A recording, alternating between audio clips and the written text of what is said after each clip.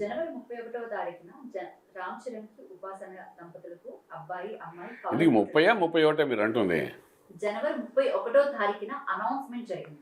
Announcement చేసిందట. అయితే ఈ పిల్లల జాతకాలు ఎలా ఉండబోతున్నాయి? పిల్లలు జాతకాలు అంటే మనం స్పెసిఫిక్గా టైం అది చాలా ఇంపార్టెంట్ రోల్ ప్లే చేస్తుంది. టైం ప్రకారం అయితే మనం వివరంగా ఇన్‌డెప్త్‌గా వెళ్లి చేయొచ్చు. చక్రం ఎలా ఉంది అందులో కవల పిల్లలు కాబట్టి it's a mandatory of time అంటామాట. కారణం ఏంటంటే ఎవ్రీ నిమిషం చాలా వాల్యుబుల్ అంటాం మనం. ఫర్ ఎగ్జాంపుల్ ఒక 9:30, 9:45 ఒకవేళ కానీ డెలివరీ అయ్యి ఉంటే 30 to 31, 32కి ఏంటి అవుతుంది ఒకటి 30కి ఒకటి 32కి అయింది అనుకుందాం ఫర్ ఎగ్జాంపుల్. 30 నుండి 32 మధ్యలోనే ఈ రెండింటికి జాతకాల్లో వ్యత్యాసం వచ్చేస్తుంది. కారణం ఏంటంటే ఇది మనం రాశి చక్రం చూస్తే అది D60 చార్ట్ చూస్తాం మనం. చూసి కౌల యొక్క జాతకం చెప్తుంటాం. సో అటువంటి పరిస్థితులు ఏంటంటే ఇద్దరిది చాలా వేరియేషన్ వచ్చేస్తుందన్నమాట. కానీ మనం ఇంకోలా మనం చెప్పొచ్చు ఆ రోజు డే ఎలా ఉంది అని దాన్ని బేస్ చేసుకుని వీళ్ళ లైఫ్ ఎలా ఉంటుందని పాయింట్ మీద వచ్చినప్పుడు గురుడు చంద్రుడు అంటే పునర్వస నక్షత్రం కంటే ముందు ఆరుద్ర నక్షత్రం వచ్చింది. ఆరుద్ర నక్షత్రం రాహు యొక్క నక్షత్రం. ఆ నక్షత్రం ముందు రోజు 30th ఆరుద్ర నక్షత్రం అని తర్వాత పునర్వస నక్షత్రం కూడా ఉంది. సో ఆరుద్ర అంటే రాహు యొక్క నక్షత్రం. రాహు ప్లస్ గురుడు యొక్క కాంబినేషన్స్ అక్కడ గురుడు కూడా పునర్వస మనకు మిథున రాశిలో పునర్వస నక్షత్రం గురుడు కూడా ఉన్నాడు. సో డే ఈజ్ ఆ రోజు day is very good. So దాన్ని బేస్ చేసుకుని మనం ఒకవేళ కానీ ఆ రోజు నక్షత్ర ప్రకారం బేస్ చేసుకుని దశలు వాటి ప్రకారం మనం తీసుకున్నప్పుడు ఏంటంటే సుమారుగా మనకు కొన్ని యోగాలు కనిపిస్తున్నాయి.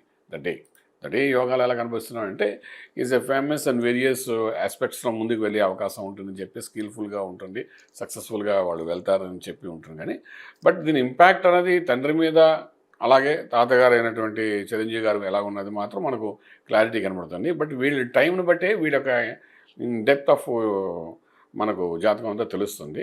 ఫస్ట్ పాయింట్ ఏంటంటే వీళ్ళు ఆరోగ్యంగాను అన్ని రకాల యోగాలతో ముందుకు వెళ్తారు. కింగ్ ఆ మినిస్టర్ ఆర్మీ చీఫ్ అంత రేంజ్ అంటే మనవడు అంటే మొదట పుట్టిన బాబు ఏదైతే ఉన్నారో ఆ రేంజ్ వరకు వెళ్తారని చెప్పి మనకి ఇక్కడ హోరాచక్రంలో మనకు కనిపిస్తుంది. మనం తీసుకున్న డేటా ప్రకారం అయితేను అంటే కింగ్ అంటే మహారాజు లేదా మినిస్ట్రీ అంటే మనకు ఇక్కడ మినిస్టర్ అంటే మనకి ఏంటంటే మామూలు మినిస్ట్రీ కింద రాదు. అది మినిస్టర్ అంటే ఈజ్ కంట్రోలింగ్ ఆఫ్ స్టేట్ అన్నట్టుగా ఉంటుంది మినిస్ట్రీ. ఆర్ దానికి సంబంధించి ఇంకొక పాయింట్ గురించి ఆర్మీ చీఫ్ వరకు వెళ్తారని. అంటే ఆర్మీ చీఫ్ అంటే మొత్తం దళాన్ని మనకు కంట్రోల్ చేసే రేంజ్కి వెళ్ళే జాతకం అని చెప్పి అంటున్నమాట. ఇప్పుడు అలా చెప్పడంలో ఉద్దేశం ఏంటంటే పూర్వకాలంలో అంటే మనకి సాఫ్ట్వేర్ అనుకోండి మనం పూర్వకాలంలో మనం రాసిన జాతకాల ప్రకారం తీసుకున్నప్పుడు ఆ పర్టికులర్ డేకి కొన్ని యోగాలు ఉంటాయి. ఆ నక్షత్ర ప్రకారం కొన్ని యోగాలు ఉంటాయి. ఆ యోగంలో రాహు నక్షత్రం మీద కానీ ఆయన వచ్చి ఉంటే ఆరుద్ర నక్షత్రం మీద వచ్చి ఉంటే డెఫినెట్గా అది ఒక మాయా ప్రపంచంలో ఒక శిఖరాన్ని చేరుకుంటాడని చెప్తారనమాట. ఈ మాయా ప్రపంచానికి అధిపతి రాహు. అంటే మాయా ప్రపంచం అంటే ఏమిటంటే సినీ ఇండస్ట్రీ అనుకోవచ్చు. మాయా ప్రపంచం అసలు మ్యాజికల్ థింగ్స్ ఏదైతే జరుగుతున్నాయంటే ఇవంతా రాహు యొక్క ప్రభావంలో జరిగిందని చెప్తామన్నమాట అస్ట్రాలజికల్గా మనం. సో ఏదైనా మనం ఇప్పుడు మీడియా ఉంది, కమ్యూనికేషన్ ఉంది, టెలిఫోన్ ఉంది. ఈ ఫోన్లో జరుగుతున్న మాయ మనిషి ఎవడు ఉంటాం మాట్లాడుతుంటాం, ఎక్కడో ఒక మనిషి ఉంటాడు, ఇక్కడ మనిషి ఉంటాడు. సో మనం మాట్లాడుతుంటే ఇదంతా మాయ జరుగుతుంది, అక్కడ కమ్యూనికేషన్ జరుగుతుంది. కానీ ఈ పూర్వకాలంలో మనం చూస్తే మాయాబజార్ సినిమాలో చూస్తాం. అదేంటి మనకి యుద్ధాల్లో వాడు చూపిస్తాం, కురుక్షేత్ర యుద్ధంలో చూపిస్తుంటాయి ఏంటంటే వాడు విమానాల్లో వెళ్తున్నట్టుగా ఇవన్నీ చూపిస్తుంటాం కదా, కృష్ణుడు వెళ్ళినట్టుగా రాముడు ఇవన్నీ చూస్తుంటాం కదా. సో ఇవన్నీ ఏంటంటే అప్పుడు కాలంలో కనబడుతుంది, ఇప్పుడు మళ్ళీ మనకి ఇప్పుడు కనబడుతున్నాయి. ఎలా కనబడుతున్నాయంటే ఈ యొక్క మాయా ప్రపంచానికి అధిపతి రాహు కాబట్టి రాహు ఇవన్నీ హ్యాండిల్ చేస్తున్నాడు. సో రాహు యొక్క నక్షత్రం మీదుగా నేను వచ్చి ఉంటే మాత్రం ఇట్స్ ఎ గ్రేట్ ఫిలాసఫరే కాకుండా అంటే ఐ మీన్ టు సే ఈ వాళ్ళు ఉన్న ప్రొఫెషనల్లో హైయెస్ట్ పీక్స్కి వెళ్ళడము. ఇంక అవార్డు రివార్డు అంటే వాళ్ళ ఇంటికి వచ్చిన పేరులోనే అవార్డు రివార్డులు ఉన్నాయి. సో దాని గురించి మనం మాట్లాడట్లేదు ఎక్కువగా, ఎందుకంటే already they got many awards and rewards. ఆ ఫ్యామిలీ చిరంజీవి గారి ఫ్యామిలీలో అంతా మనం చూస్తూనే ఉన్నాము. సో అదొక లెజెసీ అన్నది దాన్ని కంటిన్యూ అవుతుందని చెప్పడానికి అవకాశం మనకు బాగా కనబడుతుంది. అలాగే మనకి ఏంటంటే ఇప్పుడు గురుడు చంద్రుడు కలిసి ఒకే రాశిలో ఉంటూ గజగేస యోగంలో ఆయన పుట్టారు. అలా ఉంటున్నప్పుడు పుట్టారు. ఒకవేళ రాశి మారితే మనం ఇంకో రకంగా మాట్లాడుకోవచ్చు. ఒకే రాశిలో ఉన్నప్పుడు ఆ పిల్లలు పుట్టినట్టుగా మనకు కనబడుతున్నది. అంటే ఆ రోజు మనం తీసుకున్న బయోడేటా ప్రకారం అయితే once we get exact time దాన్ని మనం వివరంగా ఇద్దరు కవల పిల్లల యొక్క జాతకాలు చెప్పొచ్చు. కానీ బట్ డే ప్రకారం అని చెప్తున్నమాట. సో ఎప్పుడైతే అలాగా కనబడుతుంటే ఆ యోగంతో పుట్టిన వాళ్ళు కాబట్టి డెఫినెట్గా ఆ యోగం అనేది బై బర్త్ ఉంది కాబట్టి సో బై బర్త్ దాని ఇంపాక్ట్ అనేది అది తండ్రి అంటే 9th హౌస్ మీద దాని ఇంపాక్ట్ పడుతుంది కాబట్టి డెఫినెట్గా అది తండ్రి గారికి దాని యొక్క ఇది బెనిఫిట్ అని కనబడుతుంది అనమాట. ఇక తండ్రి గారు అంటే ఇక్కడ రామ్ చరణ్ గారి గురించి మనకు ప్రస్తావన వస్తుందన్నమాట. లక్ ఫేవరింగ్ అయితే రామ్ చరణ్ గారికి అవుతుంది. ఇట్స్ ఏ గుడ్ సైన్ అని చెప్పడానికి అవకాశం ఉందండి. అంటే రామ్ చరణ్ గ్లోబల్ స్టార్గా ఎదిగారు. ఈ పిల్లల రాకతో ఆయన కెరీర్ మరో స్థాయికి వెళ్ళే అవకాశం ఉందంటారా? అంటే ఈ లక్ ఫేవరింగ్ ఈజ్ డిఫరెంట్ అండి. కెరియర్ వైజ్ డెవలప్మెంట్ అనేది టోటలీ డిఫరెంట్ అండి. లక్ అనేది ఎవరికి ప్రపంచంలో ఎవరికైనా లక్ ఫేవరింగ్ జరుగుతుంది.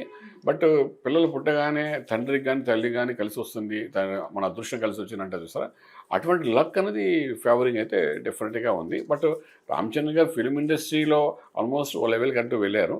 ఇంక నెక్స్ట్ లెవెల్ ఏంటా అనేది మనం ఐడెంటిఫై చేయగలగాలి. నెక్స్ట్ లెవెల్ అంటే national level already very famous, గ్లోబల్గా ఫేమస్ అయ్యి ఉన్న అదే మనం చూసింది. ఇదంతా అందరికీ అది అందుబాటులో ఉండే విషయం అయితే మనకు కాదు. But he got it and it's a fortune is very good for him.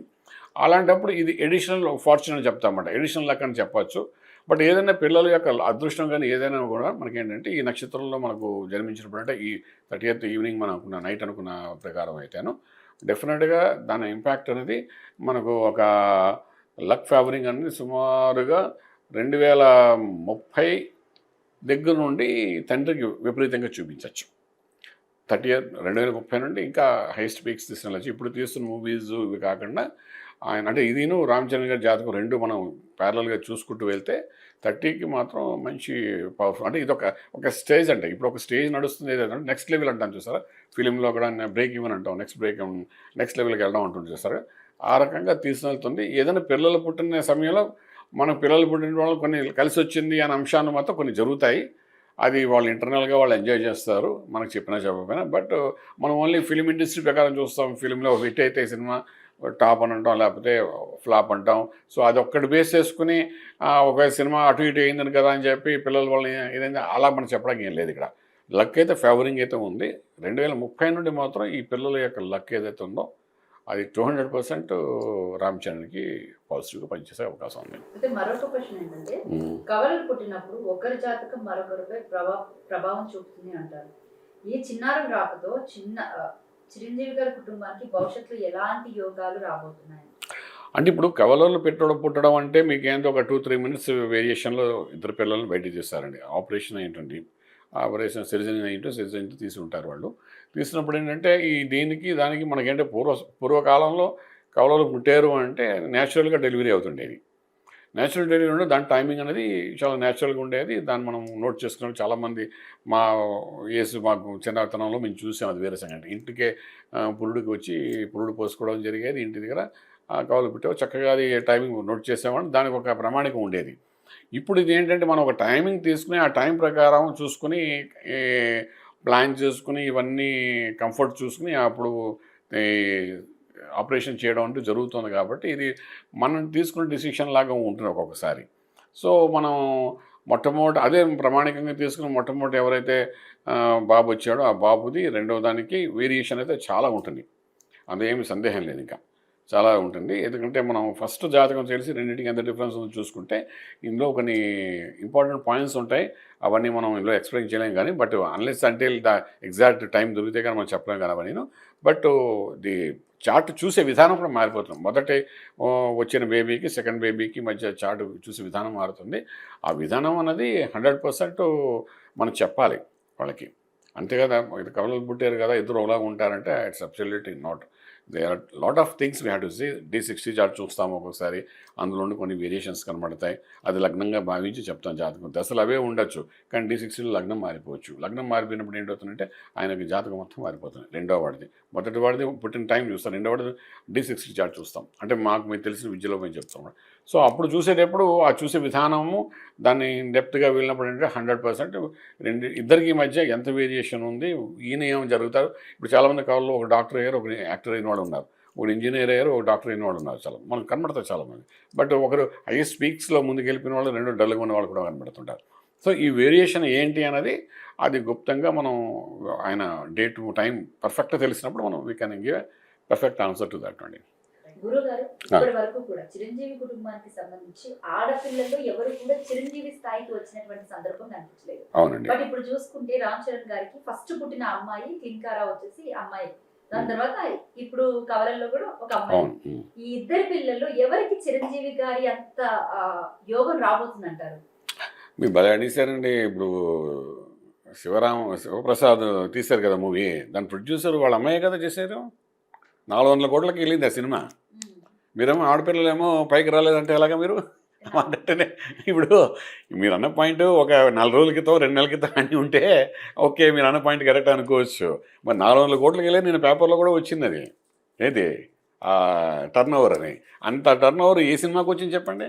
ఆవిడే కదా ప్రొడ్యూసర్. దానికి ద టైమింగ్ అండి, టైమింగ్ ఈజ్ ఇంపార్టెంట్. సినీ ఇండస్ట్రీలో ఎప్పుడైనా సక్సెస్ అవ్వాలంటే కరెక్ట్ టైమింగ్, లక్ ఫేవరింగ్ అవుతాను లేదు చెక్ చేసుకోవాలి. దీనికి 100% అస్ట్రాలజర్స్ని కన్సల్ట్ చేయవలసిందే వాళ్ళు. ఇప్పుడు నేను కాకపోయినా ఎవరో ఒకరితో వాళ్ళు గైడెన్స్ తీసుకోవాల్సింది ఆ విషయంలోని. సో ఆడపిల్లలు ఎదగలేదు అనే మీరు అన్న పాయింట్ నేను ఏకీపించానండి. ఎందుకంటే ఏదో ఒక టైంలో టర్నింగ్ పాయింట్ వస్తుంది అందరికీను. లైఫ్ టైంని ఇప్పుడు రామ్ చరణ్ తీసుకోండి, బిగినింగ్లో తీసిన మూవీస్కి మధ్యలో అంత సక్సెస్ అవ్వకుండా ఉండడానికి మళ్ళీ లేటెస్ట్ RRRతో సక్సెస్ అవ్వడము, ఇవన్నీ మనం చూస్తున్నాం కదా అని. అంటే మధ్యలో 4-5 సినిమాస్ 4-5 ఇయర్స్ బ్లాక్ అయిపోయినట్టుగా మనకు కనబడుతుంది. అలాగే చిన్నప్పుడు చిరంజీవి గారి మూవీస్లో కూడా చాలా డల్ జరిగినవే. సో ఇక్కడ ఏంటంటే సక్సెస్ ఆడపిల్లలు అయ్యారా లేదా అంటే, మనం తీసిన సినిమా సంక్రాంతికి వచ్చిన సినిమా బ్రహ్మాండంగా హిట్ అయింది, 400 కోట్లు టర్న్ ఓవర్ అయిందంటే ఆవిడ ప్రొడ్యూసరు. అండ్ ఆయన చక్కగా టీవీ ముందు అంటే స్టేజ్ మీద చాలా క్లియర్గా చెప్పేది, మా అమ్మాయి ఫస్ట్ మూవీ ఏది అని చెప్పి ఫస్ట్ మూవీయే ఆ రేంజ్కి వెళ్ళినట్టు ఉంది అంటే డెఫినెట్గా ఇది గ్రేట్ సక్సెస్, గుడ్ ప్రొడ్యూసర్. అంటే వాళ్ళ తాతగారు పోలికలు అవన్నీ వచ్చాయని చెప్పొచ్చు అటు నుంచి 100%. అలాగే ఈ ఆడపిల్లలు ఎప్పుడైనా ఆడపిల్లలు ఇంట్లో వచ్చారు అంటే ఓ లక్ ఫేవరింగ్ అంటే జరుగుతుందండి. 100%. అంటే తల్లిదండ్రులకి ఓ లక్ ఫేవరింగ్ జరుగుతుంది. ఆ పిల్లల జాతకంలో కూడా అలాంటి లక్ కొన్ని ఉంటాయి. ఉన్నప్పుడు మన ఆ జాతకాన్ని వివరంగా వెళ్ళినప్పుడు we can give a successful answer అని చెప్పచ్చు. అలాగే మనకేంటి మగపిల్లడు పుట్టాడు రామ్ చరణ్కి. పుట్టినప్పుడు ఏంటంటే మనం చాలా అంటే మీకు కంపేర్ చేయడం కోసం నేను చెప్తాను తప్ప వేరే ఇంకేం కాదు. ఇప్పుడు ఈ సంవత్సరం పుట్టారు కరెక్ట్గా మీరు వెనకాలకు వెళ్ళండి, 40 ఇయర్స్ బ్యాక్ వెళ్ళిపోదాం మనం. వెళ్ళిపోతే మనకేంటి 1983లో జూనియర్ ఎన్టీ రామారావు గారు పుట్టారు. అందరూ ఎన్టీ రామారావు గారు మన రాజకీయాల్లోకి వచ్చి 9 నెలల్లో తెలుగుదేశం పార్టీని నిలబెట్టారు, ముఖ్యమంత్రి అయ్యారని చెప్పి స్పష్టంగానే చెప్తున్నారు. బట్ అదే సంవత్సరం జూనియర్ ఎన్టీ రామారావు గారు పుట్టారు. మరి అది అంటే 29 మహానాడు ఇవన్నీ ఉంటాయి కదా. సో అదే సంవత్సరం పుట్టాడు అంటే మనవాడు అక్కడ లక్ తాతగారికి వెళ్ళిందని అనదామా? అనొచ్చు కదా, అలా కూడా అనొచ్చు కదా. ఇప్పుడు లక్ ఫేవరింగ్ అంటే మరి ఇక్కడ మనవాడు అంత స్థాయికి తీసిన ఎన్టీ రామారావు గారిని సినీ ఇండస్ట్రీ నుండి రాజకీయ రంగంలోకి తీసుకుపోయి అక్కడికి ఇందిరాగాంధీతో కూడా యుద్ధం చేసే ఆయన చీఫ్ మినిస్టర్ అయ్యారు. మనకు తెలిసిన విషయం, కనబడుతున్న విషయాలు ఇవన్నీ. లక్ ఫేవరింగ్ అని అంటే అది ఎక్కడి నుండి ఎలా లక్ ఫేవర్ అవుతుందో మనం చెప్పడం. అంటే ఇక్కడ మనవడు వాళ్ళ కొంత లక్ ఫేవరింగ్ అవుతుంది తాతకి. అలాగే మనకు అంటే అలా చూసుకుంటే మన చిరంజీవి గురించి మనం మాట్లాడలేదు ఇప్పటివరకు. ఒకవేళ అలాంటి లక్ ఫేవరింగ్ కూడా జరిగే అవకాశం ఉంటుంది.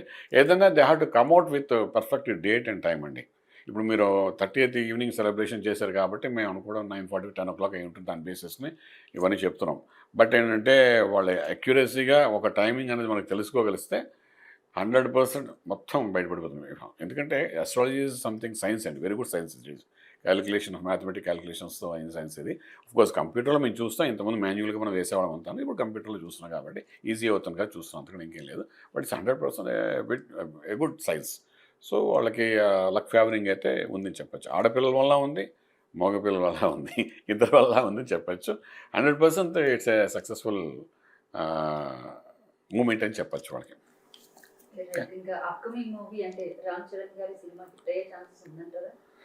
డెఫినెట్లీ అండి. ఇప్పుడు దీని ప్రభావం మనకి ఎలా ఉంటుందంటే మ్యాక్సిమం ఒక 3 monthsలో ఆ లక్ ఫేవరింగ్ చూపిస్తానండి.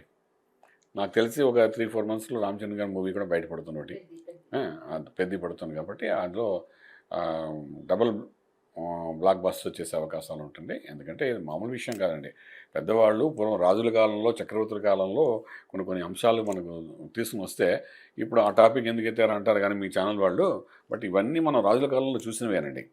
అంటే ద ఫ్యామిలీ లెజెన్సీ ఎలాంటిదంటే ఇప్పుడు చిరంజీవి గారు ఒక వ్యక్తి అలా ఉండి మొత్తం ఒక మర్రి చెట్టు కింద చూసారా అలా వ్యాపించినట్టుగా మొత్తం ఫ్యామిలీని ఇంతటిని చక్కగా ఆయన కాపాడుతున్నారు. Is a big legacy. So అలాంటి దాంట్లోని ఇది ఒక లక్ ఫేవరింగ్ మాట ఇదంతాను. ఇంకా నెక్స్ట్ లెవెల్ తీసుకెళ్తుంది ఆ ఫ్యామిలీని. ఫర్ ఎగ్జాంపుల్ ఇంకా నేను ఇలా మాట అనలేదు కానీ మీరు అనుకోకండి, నేను మళ్ళీ మీరు కట్ చేస్తారేమో నాకు తెలియదు. బట్ వన్ థింగ్ అనేసి ఇప్పుడు నెక్స్ట్ లెవెల్ అని చిరంజీవి గారు చూడాలనుకుంటే ఏంటి, సినిమాలో చేయవలసింది చేశారు. ఇంకేంటి పొలిటికల్కి చేయాలి. పొలిటికల్కి ఇంకేముంది అక్కడ అంటే ఎమ్మెల్యే కాదు, మినిస్ట్రీ కాదు, గవర్నర్ పోస్ట్ కూడా ఖాళీ ఉంది. ఓకే, గవర్నర్ పోస్ట్ ఖాళీ ఉంది, ఉందా లేదా చెప్పండి. ఉందంటే అవకాశం ఉంది. నన్ను నోటంటే అన్నాను, మరి చూద్దాం అది ఎక్కడి వరకు వెళ్తుంది. అది ఆల్రెడీ ఏం జరిగింది అనుకో, అకస్మాత్తుగా జరుగుతాయి. ఎందుకంటే ఇప్పుడు 3 రాష్ట్రాల్లో మనకు పోలింగ్స్ జరుగుతున్నాయి, బీజేపీ గవర్నమెంట్ నడుస్తోంది, ఏదో ఒక కథ నడవచ్చు, ఆయనకి ఉన్న రేపోతోని వీడితోని there is a chance. So అలాంటి పోస్ట్ అవకాశం వస్తే ఇంకంతకంటే ఏం కావాలండి ఆయనకి ఆ జీవితంలో. అంటే ఎన్నో అవార్డులు పుట్టారు, అప్పుడు ఆయన చెప్తారు మనవరాలు మనవాడు పుట్టాడు నాకు కలిసి వచ్చింది అనొచ్చు. చిరంజీవి గారి లెగసీ రామ్ చరణ్ కంటిన్యూ చేస్తాడు అనుకోవచ్చు. రామ్ చరణ్ అంటే ఇప్పుడు మనకు తాత మనవడికి ఒక సంబంధం ఉంటుందండి, అది పెద్ద స్టోరీ మనం చెప్పాలంటే. మనవడికి తాతకు ఉన్న సంబంధం అనేది తండ్రి కొడుకులు ఉండకపోవచ్చు కానీ తాత మనవడికి ఉంటుంది 100%. ఇందాక ఎగ్జాంపుల్ ఎన్టీ రామారావు గారు, జూనియర్ ఎన్టీ రామారావు గురించి నేను చెప్పాను మీకు. అలా ఉంటుంది కాబట్టి ఈ మనవడు పుట్టిన తర్వాత మనవడి యొక్క అదృష్టంతో తాతకి డెఫినెట్గా నెక్స్ట్ లెవెల్ ఏది ఉంటే ఆ లెవెల్కి వెళ్ళే అవకాశం ఉంటుంది, ఫైనల్ లెవెల్ అనమాట. ఇప్పుడు ఆల్రెడీ 70 క్రాస్ కాబట్టి ఈ 70 క్రాస్లో ఫైనల్ లెవెల్ అంటే మనం ఒక గవర్నర్ గారో లేకపోతే ఒక ఆ రేంజ్కి సంబంధించిన ఏదో ఒక హోదా ఆయనకి కలగాలి నా లెక్క ప్రకారం. ఎందుకంటే ఆయన తులా లగ్నము, అందులోని ఆయనకి శని రాజయోగారు కూడా ఉన్నాడు, అది బుధుడు కూడా రన్నింగ్లో ఉన్నాడు ప్రస్తుతం. అయిపోయి ఇప్పుడు కేతు మహారాజ ఉన్నాయి. అఫ్కోర్స్ అవన్నీ వదిలేండి, ఇప్పుడు ఆయన గురించి అంత ఎక్కువగా చెప్పేది ఎందుకంటే మన గురించి మనం మాట్లాడాలి కాబట్టి. డెఫినెట్గా ఇది ఆయన దశ ప్రకారం అటువంటి వచ్చినా అది మనవడు మనవరాళ్ళు పుట్టిన సమయానుసారం జరిగిందని ఆయన చెప్పుకోవడం కూడా అవకాశం ఉంటుంది. బట్ డెఫినెట్గా నాకు తెలిసినంత వరకు ఆ లెవెల్కి ఆయన వెళ్ళండి. ఇంకా ఆయన కోరికలు ఉన్నాయండి ఇందులోని, జాతక రీత్యా మనం చూసాం కాబట్టి. సో నెక్స్ట్ లెవెల్ ఏంటని ఆలోచిస్తారు. అలా ఆలోచిస్తే ప్రతిరోజు దృష్టి పెట్టుకుని ముందుకు వెళ్ళేవాళ్ళు కాబట్టి డెఫినెట్గా he'll go to next level politically అని చెప్పొచ్చండి. Thank you sir. నమస్కారం. శుభం.